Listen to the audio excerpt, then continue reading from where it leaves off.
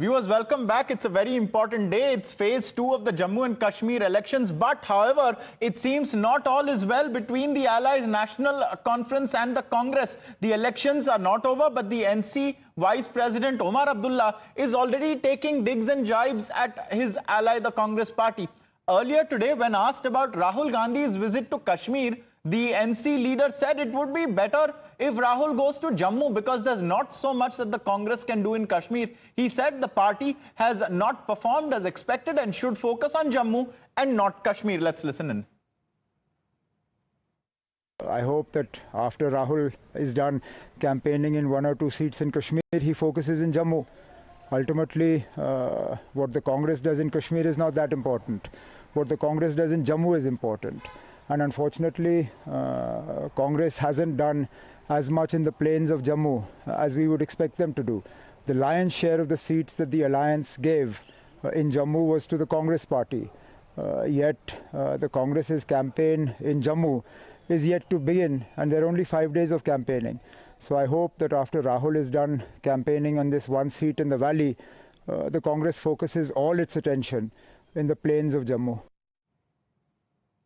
Very interesting remark there. And so after Omar Abdullah slammed his own ally, the BJP mocked the alliance, claiming that the Congress-NC duo have no mission and no vision.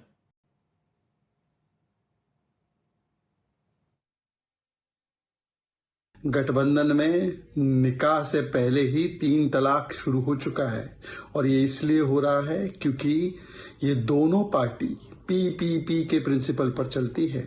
Pakistan परस्ती, पत्थरबाजी और परिवारवाद, और 370-35 से हटने के बाद आज जम्मू कश्मीर के अवाम के पास स्पेशल स्टेटस है। इन 3 परिवारों का स्पेशल स्टेटस खत्म हो चुका है और इसीलिए किसी को 2 सीट से लड़ना पड़ रहा है, कोई जम्मू में अपनी जमीन तलाश रहा है और इनके पैरों तले जमीन नहीं बची है और इसीलिए एक दूसरे पर आरोप प्रत्यारोप का दौर शुरू हो चुका है। INDI alliance, Congress NC alliance, no mission no vision, only confusion, only family का एम्बिशन एंड ओनली अपना अपना करप्शन।